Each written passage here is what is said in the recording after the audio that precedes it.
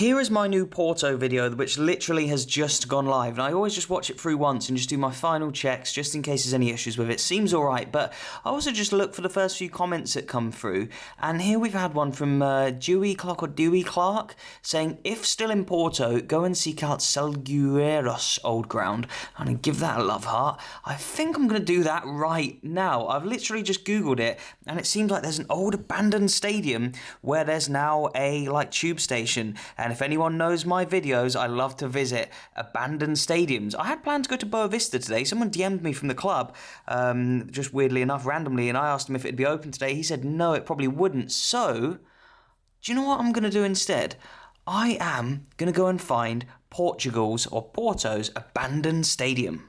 While I really enjoy seeing matchday vlogs and going to the big stadium tours and stuff, I love to explore the weird little stories in football that maybe you wouldn't have heard anywhere else. I mean, you can search on YouTube Porto matchday vlogs and probably Benfica and Sporting and Porto stadium tours and stuff, but how many times have you seen people go to these weird little abandoned stadiums? That's why I love going here. It's for the lesser known stories, but yeah, look, I love doing all of it. Like, football is my passion, and that's why I have this channel. But yeah, it's all about these weird little stories for me. So really glad that that comment was left today and that we can go and try and explore an abandoned stadium right now. I've visited loads of abandoned stadiums before for the channel, so there is actually a playlist within my channel, so I will probably put a card to that at the end as well. So watch this video to the end, then you can click through to my abandoned stadiums playlist. There's some incredible ones in there in the UK, but I think this could be my first foreign abandoned stadium, I want to say. So yeah, really looking forward to seeing what it's like.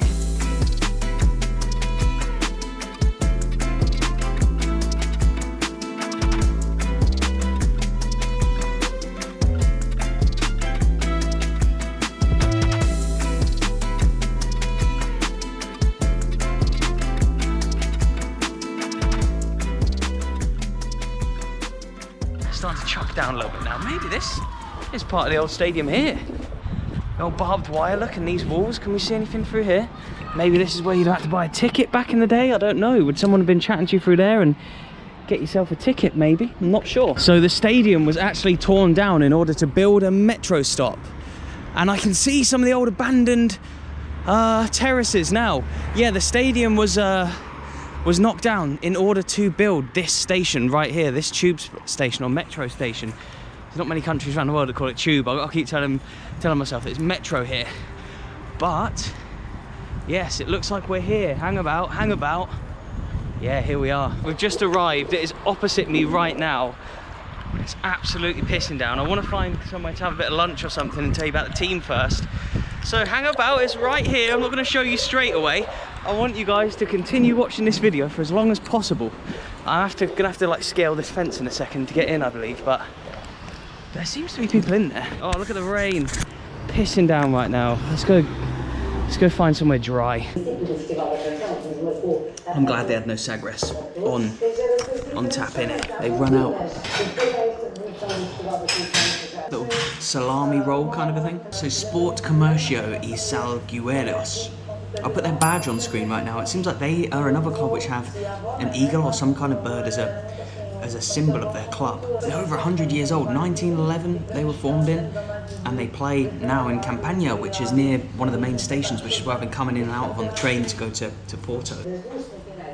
Currently playing the Porto FA Elite Division. I wonder what tier that is, guys. I'm sure there's people out there who can let me know.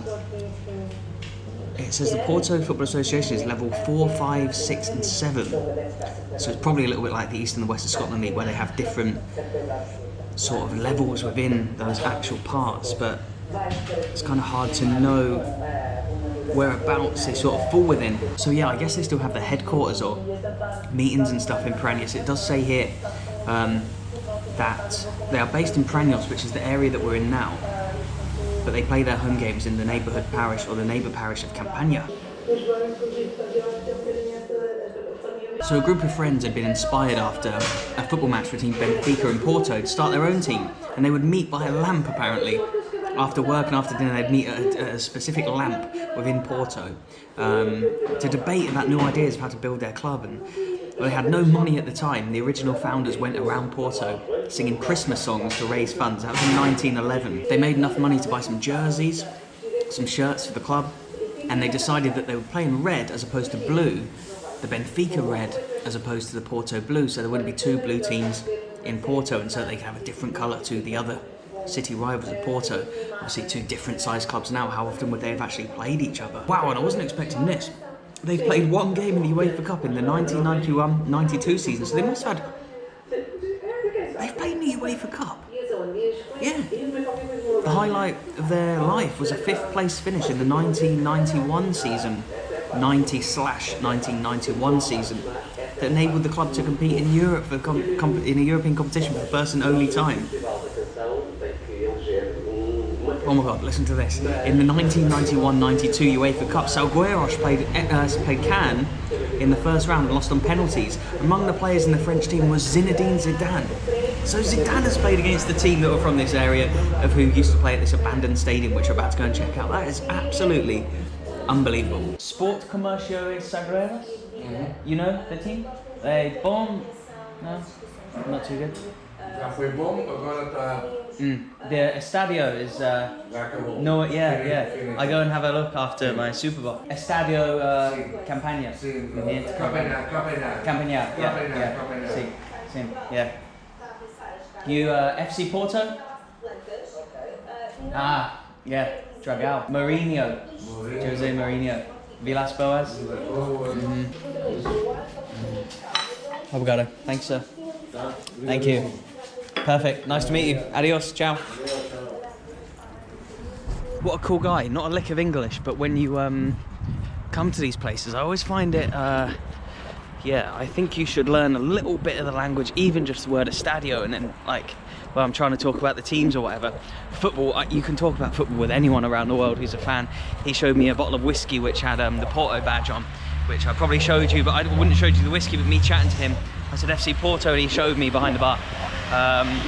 So yeah, it's whenever, you know, there's football involved, I feel like you can chat to anyone around the world. You say players' names, a club or whatever. It really is a universal language, is football. It really brings people together. That's what I love.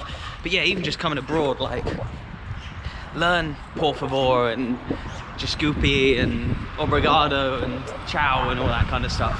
Really helps you just a little bit. Not a lot, but a little bit. Sport Comércio something. This is the name of the team.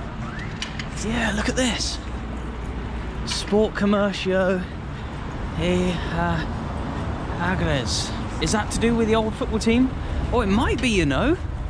Let's have a little look down here. Oh, here's the badge. Wow, okay, these would have been the old gates of the club, I imagine, or parts of it. Look. Look at this. They've not even bothered to take down the badge here. I love that. Look at that. I would have shown you the crest of the club when we were in the cafe a second ago. And here it is. I love discovering these kind of things. It's absolutely incredible. Right, let's see what we can see under there, shall we? Turn you upside down. I can't see on the GoPro. Anything good? Look, yeah, there's paths that lead round to it. That's one of the stands there. There are literally paths in there, which makes me think you must be able to get in somewhere. I need to go in the stands. I need to do a cool montage of the old stands. Did Zidane actually play here? Or maybe he just played in the French leg. But it said on their Wikipedia page that they'd obviously played that one game in Europe after coming 5th in Portugal. Does that mean that Zidane has played here? I think it does, unless he just played in the French game. But I have got a feeling that Zidane has played there. Right, I've been looking around for ages to try and find a way to access the abandoned stadium. I was like, there is no way, like I'm gonna have to climb this little fence. I was looking over there, I was looking around there by those houses.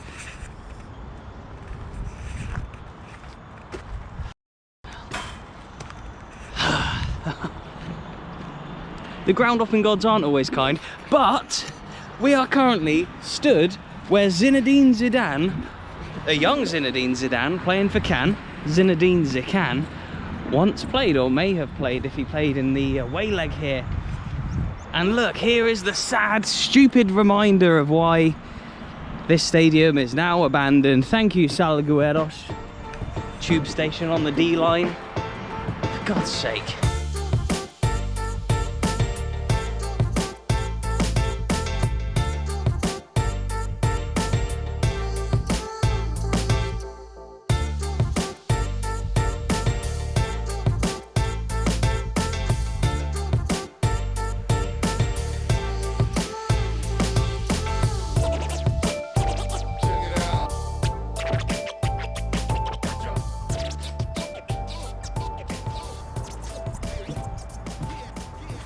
Bon dia, would you like a ticket for the game? Jesus, this place in here is absolutely mad. So the stadium was called, and bear with me, Estádio Engenheiro Vidal Pinheiro. It was a multi-use stadium here in Porto. It was mainly used for football matches of the team that I already took you through in the legendary Porto Man's Cafe. And the capacity of this stadium was 11,000. 11,000, that's pretty big. You know, for the level they're at now, to have an 11,000 stadium would be pretty incredible. I think the one they're in now holds 1,000, so 10,000 less, 10 times smaller, over 10 times smaller. So, yeah, from 11,000 to literally just a few empty bottles of bloody Superboc. It was constructed in 1932 and it was closed in 2005 and sadly demolished in 2006. And Jesus, yeah, just check this little booth that we're in now. Just check this out. Look at some of this stuff in here. Feels like there'd be like weird animals living in here, but there must be a bit of Superboc in here somewhere. Superboc bloody bottle caps and stuff. So this little hut that we were just in, this patronicha, I think translates to sponsors. So maybe they had some kind of merchandise in here, or maybe this is somewhere where sponsors would come and maybe watch the game from, so they didn't have to sit in with the rest of the fans. I'm not sure, but maybe, yeah, maybe they sold like food in here or something like that. But look, they still have the old badges of the club. This is absolutely fascinating. As sad as it is to see these stadiums rotting when they get abandoned, it is. I love coming to see it. I really do. I love seeing all the badges still there and stuff. It's fascinating to me.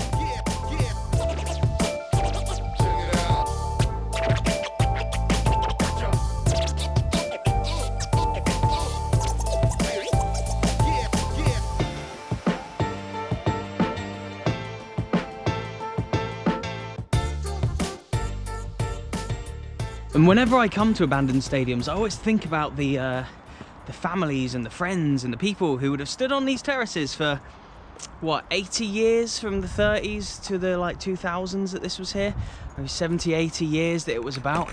And look at this bit here. I imagine, if you look at this with the railings and this kind of bit that's sort of not in with the rest of the stands, I take it this is where people maybe would have entered with their tickets. They would have gone through that door there, they would have come through the other side, through that door, and then on to the terracing to see Zidane play. But yeah, Zidane ain't coming here anymore. Maybe this bit was here to keep the away fans away from the home fans back in years gone by. I imagine when I was in that cafe, I said maybe they haven't played Porto that much. Maybe they have. The fact they're in Europe, maybe they had had a few league tussles and cup tussles with Porto down the years. And maybe the Porto fans have been here and they're now treated to the beauty of the Dragão, while this club here are sadly treated to a stadium nowhere near from where they're from, really, out of their own neighbourhood and out of their historic home, so that the old tube stop could be made. Right, and there is some graffiti on the walls here. I cannot see what those first words are going to be on that top line. 102 something de historia sempre nam memoria. Always in memory, this last bit. So this could be maybe the address of the stadium, the history, something, and then always in memory. Wow, that's sad. That is sad, isn't it? The demise of this stadium, this poor club. Jesus. Remembered by the graffiti there.